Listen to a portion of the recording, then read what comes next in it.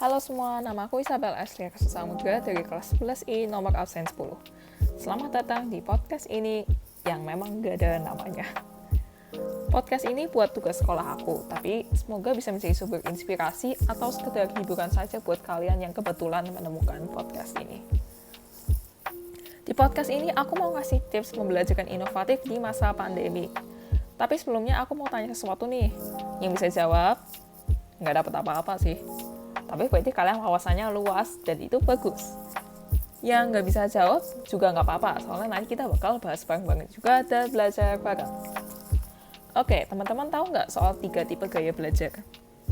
3 tipe gaya belajar terdiri dari cara belajar visual, auditori, dan kinestetik. Gaya belajar visual berfokus di penglihatan. Jadi mereka yang belajarnya secara visual itu menarik informasi baru, dominan dengan apa yang dilihat dia.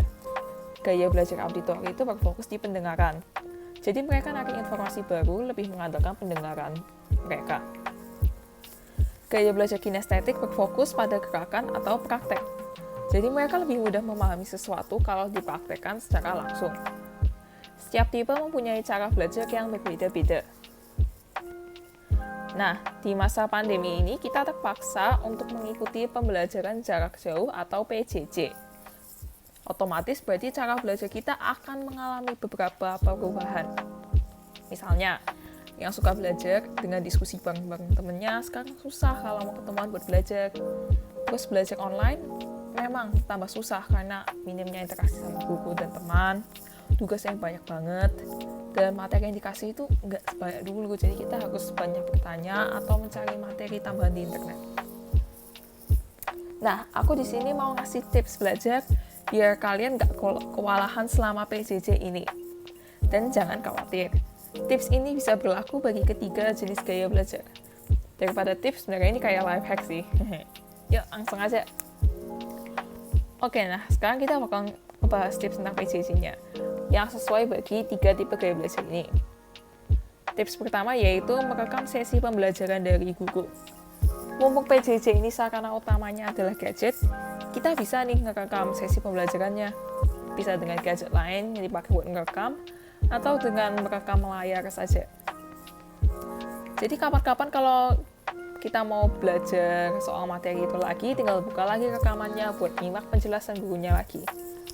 Terus ini juga bagus buat teman-teman yang suka ketinggalan catatannya, entah karena gurunya kecepatan ngomongnya nggak jelas, atau ganti slide PowerPoint-nya kecepatan. Ya, ini sangat membantu loh. Tips ini membantu banget buat 3 tipe gaya belajar karena cocok dengan persepsi belajar ketiganya. Bagi para pelajar visual, mereka bisa memutar kembali penjelasan guru, sehingga istilahnya bisa difoto atau direkam dalam otak penjelasannya itu. Nah, bagi para pelajar auditori, mereka bisa mendengarkan kembali penjelasan guru berkali-kali terus-menerus semau mereka buat belajar. Dan buat yang kinestetik ini membantu banget biar kalian bisa punya catatan yang lengkap karena yang catatannya ketinggalan bisa kalian lengkapin lagi dengan video tersebut. Tips kedua merupakan solusi untuk masalah yang disebutkan di awal tadi, yaitu kelompok belajar virtual. Ajaklah teman-teman kalian yang kalian sering dulu belajar bareng buat belajar bareng lewat media conference call seperti Zoom atau Google Meet. Dengan fitur share screen dan kamera, kalian bisa saling menunjukkan jawaban atau materi. Pelajar kinestetik cenderung suka berbicara, sehingga solusi ini sesuai untuk mereka juga.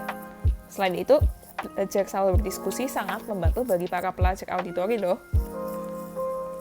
Nah, tips ketiga yaitu membuat catatan yang dihias dan berwarna. Catatannya rapi dan punya kode warna memudahkan penghafalan bagi para pelajar visual dan kinestetik, karena mereka akan mengerti pengelompokannya. Jadi misalnya, tulisan berwarna merah untuk struktur sel dan tulisan berwarna biru untuk fungsi-fungsi dari sel.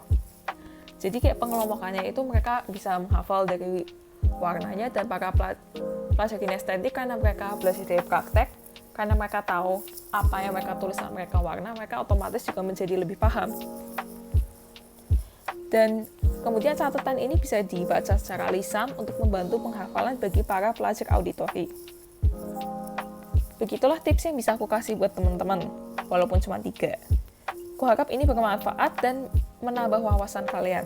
Tapi ingat ya teman-teman, apapun gaya belajar kamu, mencatat itu tetap penting dan dianjurkan.